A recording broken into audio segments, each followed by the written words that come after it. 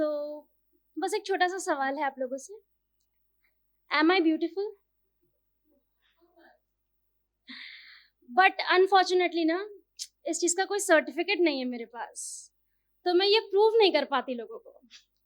और same way में ना, मेरे पास मेरे कैरेक्टर का भी कोई सर्टिफिकेट नहीं है।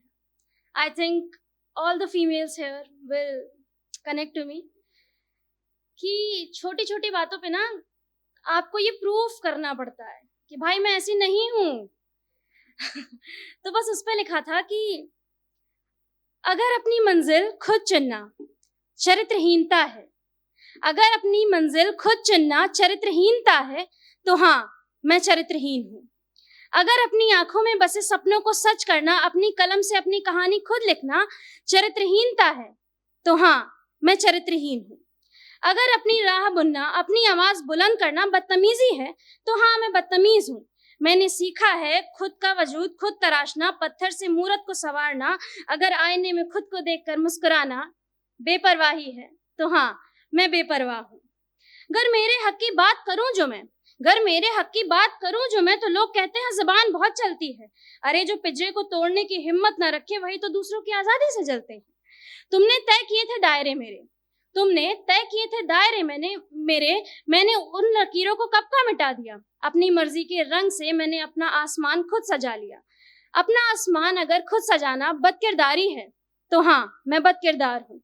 मुझे लगता है कुछ तो सही है, पर हाँ, मुझे लगता है कुछ तो सही है कि पिंजरे में रहने वाले समझदारों से मैं लापरवाह ही समझदार हूँ। मेरे ठहाकों की गूंज अगर मोहल्ले की मर्यादा तोड़ती है, अगर मेरा ऊंचा बोलना तुम्हारी दबी हुई आवाज को खटकता है, तो सुनो, मैं अपनी हंसी की आवाज और ऊंची करूंगी। सहम कर जीने की बजाय मैं अपनी धुन खुद कहूंगी। मेरा वजूद मेरी पहचान मेरी साहस मेरी जुबान, मेरा वजूद मेरी पहचान मेरी साहस मेरी जुबान। अगर हक के लिए लड़ना गलत है, गलत के सामने ना झुकना, अपनी मर्जी की सांसें लेना और अपनी जिंदगी अपनी शर्तों पर जीना तुम्हारी नजरों में चरित्रहीनता है, तो मुबारक हो तुम्हें तुम्हारी छोटी सोच। क्योंकि तुम्हारी नजरों में चरित्रवान होने से बेहतर है अपनी जिंदगी को बेपरवाही से जीना और कहना कि हाँ, मैं चरित्रहीन हूं और मुझे गर्व है अपने चरित्र पर।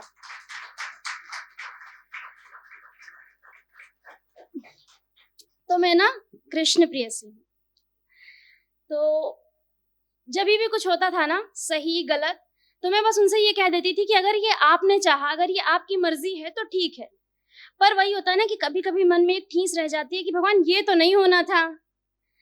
तो जब वो एक इंसान गया ना, तो फिर मैं उनके पास लड़ने के लिए पहुंची कि सब तो आपकी मर्जी का हुआ, तो ये एक चीज मेरी मर्जी की क्यों नहीं हो सकी। तो वो मुस्कुराए और उन्होंने जो जवाब दिया, वो जवाब में आपको बताना चाहती हूँ कि हाँ, मैं कृष्ण प्रेयसी हूँ।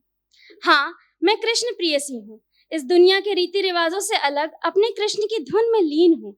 और लोग पागल हैं जो समझते नहीं कि मैं कृष्ण के लिए जन्मी उन्हीं की मीत हूँ। प्रेम सीखा मैंने कृष्ण से, इसलिए निभा बैठी दुनिया की नजरों में अपना तमाशा बना बैठी। पर कोई क्या जाने दुख मेरे प्रेम का, मैं अपने प्रेम की खातिर खुद को मिटा बैठी। और जब एक दिन टूट कर बिखर गई तो पूछा मैंने कृष्ण